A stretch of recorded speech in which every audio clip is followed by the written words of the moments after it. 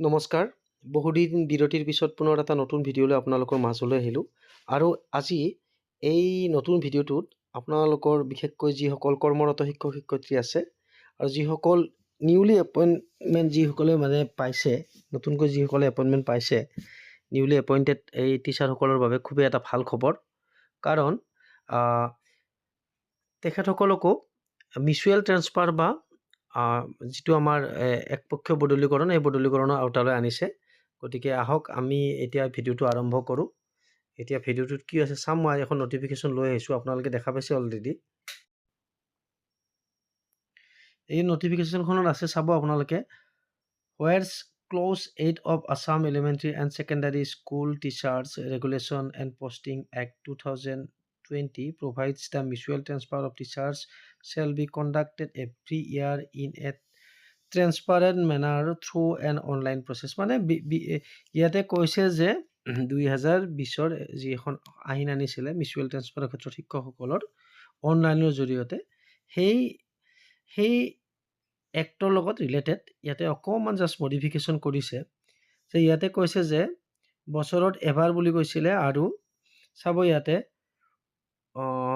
and whereas it has been observed that a large number of teachers have recently been appointed in the elementary and secondary schools, and allowing mutual transfer among teachers of the same status will not adversely affect the academic support to students। মানে এইটো পৰিলক্ষিত হৈছে যে নতুনকৈ appointment পাইছে বহু শিক্ষক শিক্ষয়িত্ৰী এলিমেণ্টেৰী আৰু ছেকেণ্ডাৰী লেভেলত, প্ৰাথমিক আৰু মাধ্যমিক যিটো শাখাত। আৰু যেতিয়া একে লেভেলৰ শিক্ষকৰ মাজত, ধৰক গণিত শিক্ষকে মিউচুৱেল ল'লে, বা বিজ্ঞান শিক্ষকে ল'লে, বা কোনোবা আৰ্টছৰ টিচাৰৰ লগত ল'লে, ঠিক তেনেকুৱা, তেতিয়া ছাত্ৰ ছাত্ৰীৰ শিক্ষাগত দিশটোত কোনো বেয়া প্ৰভাৱ নপৰে, সেই কথাটো কৈছে। একো হাৰ্ম নহয়, সেই কথাটো ইয়াতে কৈছে। And what's manual transfer to the teacher does not affect the pupil teachers ratio' of the school. আৰু লগতে আপোনালোকে জানে যে এটা ৰেচিঅ' এটা বনাই দিছে, অনুপাত এটা, যে এজন শিক্ষকৰ বিপৰীতে কিমানজন ছাত্ৰ ছাত্ৰী থাকিব লাগে। 1:30 চাগে, যিমানখিনি মোৰ মনত আছে। এইটো ভুল হ'বও পাৰে, আপোনালোকে জনাব। এইটো 1:30 হ'ব লাগে। গতিকে সেই ৰেচিঅ'টো কোনো এফেক্ট নহয় বুলি কৈছে। হয়, কাৰণ এজন টিচাৰ আছে, তেখেতৰ বিপৰীতে 30জন ছাত্ৰ ছাত্ৰী আছে কমেও।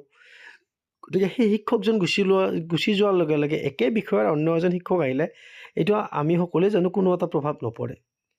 কিন্তু ছিংগল ট্ৰেন্সফাৰ ল'লে নিশ্চয় পৰিব, কাৰণ শিক্ষকজন গুচি যাব যিহেতু। গতিকে এইটো মিউচুৱেল ট্ৰেন্সফাৰৰ ক্ষেত্ৰতে কৈছে, আৰু সেইকাৰণে এই নটিফিকেশ্যনখন মই আপোনালোকৰ সৈতে শ্বেয়াৰ কৰিম বুলি ভাবিলোঁ। কিন্তু ইয়াতে ভিডিঅ'টো শেষলৈকে চালে গম পাব, এটা ভাল খবৰ আছে। এইখিনিতো আপোনালোকে জানেই যে মিউচুৱেল হ'লে একে লেভেলৰ লগতে কৰিব লাগিব, কাৰণ আপুনি যদি আৰ্টছৰ টিচাৰ হয়, আপুনি ছায়েন্সৰ টিচাৰৰ লগত কৰিব লাগিলে মিউচুৱেল আপুনি নাপায়।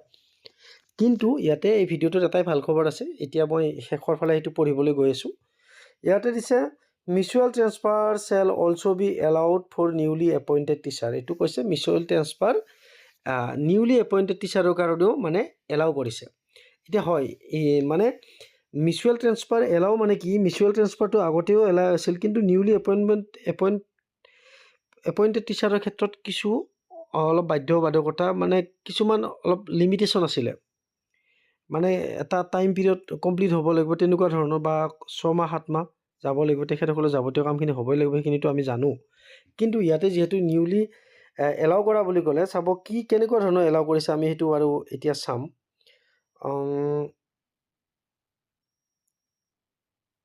Provide that such transfer takes place strictly between teachers of the same status and through the prescribed online process। এইটোতো হয়, যিটো প্ৰচেছত হৈ আছে সেই প্ৰচেছতে যাব লাগিব, অনলাইন প্ৰচেছ, আৰু ছেম ষ্টেটাছৰ টিচাৰ হ'ব লাগিব।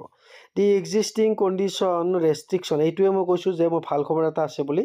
এটা ৰেষ্ট্ৰিকশ্যন আছিলে আগতে, আৰু সেই ৰেষ্ট্ৰিকশ্যনটোৰ কাৰণেই ইয়াতে কৈছে যে কি, নতুন টিচাৰসকলৰ কাৰণেও এলাউ কৰা বুলি যে ক'লে, চাব। The existing condition restriction a teachers who has already availed a transfer from applying again within a period of 2 years is hereby উইথড্ৰন।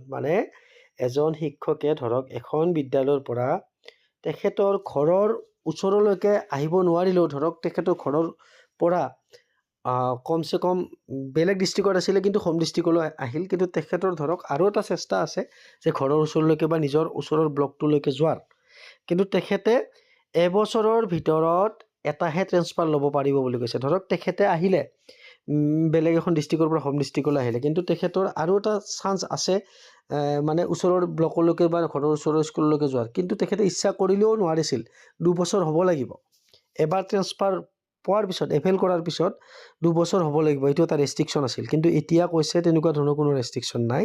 ধৰক আপুনি 6 মাহ হৈছে ট্ৰেন্সফাৰ লৈ আহিলে হোম ডিষ্ট্ৰিক্টত, বা হোম ডিষ্ট্ৰিক্ট বুলি কথা নহয়, নিয়াৰেষ্ট ডিষ্ট্ৰিক্টখনত আহিল। আকৌ যদি আপুনি অপৰচুনিটি পায়, আপোনাৰ ঘৰৰ ওচৰৰ কোনোবা টিচাৰৰ লগত আপোনাৰ লগত যোগাযোগ হৈছে, কিন্তু ষ্টেটাছটো মিলিব লাগিব, শিক্ষকজন একে বিষয়ৰ হ'ব লাগিব, তেতিয়া আপোনালোকে আকৌ পুনৰ দ্বিতীয়বাৰৰ কাৰণে 2 বছৰ কমপ্লিট নহ'লেও ট্ৰেন্সফাৰটো ল'ব পাৰিব। সেইটো কথা কৈছে। এইটোৱে মই ভিডিঅ'টোত যে কৈছিলোঁ এটা ভাল খবৰ আছে বুলি, এইটোৱেই খুব এটা ভাল খবৰ। হয়, এইটো এটা খুব ভাল খবৰ। কাৰণ কিয় 2 বছৰলৈ ৱেইট কৰাৰ কথা আহি নপৰে। কাৰণ কিয় এনেকুৱা ধৰণৰ কণ্ডিশ্যন থাকে, 2 বছৰ বুলি কওঁতে আপুনি ট্ৰেন্সফাৰ লৈ আহিছে, আপুনি নতুনকৈ ট্ৰেন্সফাৰ পাইছে, গতিকে আপোনাৰ কাৰণেহে আপুনি 2 বছৰ ৰখিব লাগিব। কিন্তু আপোনাৰ সৈতে ধৰক এজন টিচাৰে যোগাযোগ কৰিছে, সেই টিচাৰজনৰ হয়তো আপোনাৰ মানে যি ঘৰৰ ওচৰত ব্লকত তেখেতে মানে অলৰেডি কৰি আছে, বা আপোনাৰ যোগাযোগ হ'ল, বা আপুনি যোগাযোগ কৰিলে বা তেখেতে যোগাযোগ কৰিলে যে মই যাব বিচাৰোঁ, আপুনি আহিব বিচাৰে নেকি, তেনেকুৱা ধৰণৰ কথা।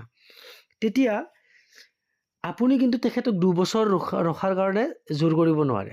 কাৰণ আপুনি ৰিচেণ্টলি পাইছে, নিয়াৰেষ্ট ডিষ্ট্ৰিক্টলৈকে আহিছে বা হোম ডিষ্ট্ৰিক্টলৈকে আহিছে। গতিকে আপুনি 2 বছৰ ৰখক, বা তেনেকুৱা ধৰণৰ এটা কোৱাৰ ইচ্ছা নাযায়। কাৰণ সেই শিক্ষকজনে ধৰক আপোনাৰ নিচিনা আৰু এজন টিচাৰৰ লগতো হয়তো যোগাযোগ কৰিব পাৰে, আৰু সেই টিচাৰজন হয়তো পুৰণি টিচাৰ হ'ব পাৰে। তেতিয়া আপোনাক প্ৰিফাৰেঞ্চ নিদি তেখেতে সেই টিচাৰজনৰ লগত মিউচুৱেলটো কৰি ল'ব। এই ক্ষেত্ৰত কিছু লছ আছিলে, বিশেষকৈ যিসকল টিচাৰে এবাৰ মানে ট্ৰেন্সফাৰ লৈছিলে, তেখেতসকলৰ এটা মানে এটা মাইনাছ পইণ্ট আছিলে, আৰু মানে 2 বছৰ ৰখিবই লাগিব। ধৰক যোগ্য প্ৰাৰ্থী পালে আপোনাৰ লগত মিলা একে ষ্টেটাছৰ, আপুনি ইচ্ছা কৰিলেও যাব নোৱাৰে, 2 বছৰ থাকিবই লাগিব। কিন্তু সেই প্ৰাৰ্থীজন হয়তো নৰখিবও পাৰে আপোনাক 2 বছৰ, বেলেগ এজন পালে বেলেগজনৰ লগত মিউচুৱেল কৰিলে, তেনেকুৱা ধৰণৰ এটা মানে প্ৰব্লেমো এটা ক্ৰিয়েট হৈছিলে। কিন্তু এতিয়া সেইটো মানে লিমিটেশ্যনটো নাই, ৰেষ্ট্ৰিকশ্যনটো নাই, উঠাই দিছে। এতিয়া আপুনি যদি অহাৰ পিছত যদি 2-3 মাহৰ পিছত আৰু যদি নতুনকৈ পায়, বা কোনোবা যোগাযোগ কৰে, বা কোনোবা পালে আকৌ আপোনালোকে পুনৰ এপ্লাই কৰিব পাৰিব পৰ্টেল খোলা দিয়াৰ লগে লগে মিউচুৱেলৰ কাৰণে। এইটো এটা খুব ভাল খবৰ। তাৰ পিছত চাব, all other provisions of the Assam elementary and secondary school teachers regulation and posting act 2020 and related rules guidelines shall remain unchanged. বাকীখিনি কিন্তু ৰিমেইন আনচেঞ্জ বুলি কৈছে। বাকীখিনি যিখন এক্ট আছিলে 2020-ৰ মানে ট্ৰেন্সফাৰৰ ক্ষেত্ৰত, বাকীখিনি একে থাকিব। এইটোৱে মাত্ৰ সাল সলনি কৰিছে যে 2 বছৰ আগতে ৰখিব লাগিব বুলি কৈছিলে, এতিয়া কিন্তু 2 বছৰ ৱেইট কৰাৰ কোনো কথা নাই। আপুনি এইবাৰ আহিলে আকৌ ল'ব পাৰিব। এইখিনি ভাল খবৰ। আৰু হয়তো মোৰ কিবা মানে এক্সপ্লেনেশ্যন কৰা ভুল ভ্ৰান্তি হ'ব পাৰে, আপোনালোকৰ মাজৰে এজন বুলি ক্ষমা কৰি দিব। আৰু নিশ্চয় কমেণ্ট ছেকশ্যনত আপোনালোকৰ কিবা বহুমূলীয়া মতামত থাকিলে নিশ্চয় পাম বুলি আশা কৰিলোঁ। ভিডিঅ'টো শেষলৈকে চোৱাৰ বাবে পুনৰ এবাৰ আপোনালোক সকলোকে ধন্যবাদ জ্ঞাপন কৰিছোঁ।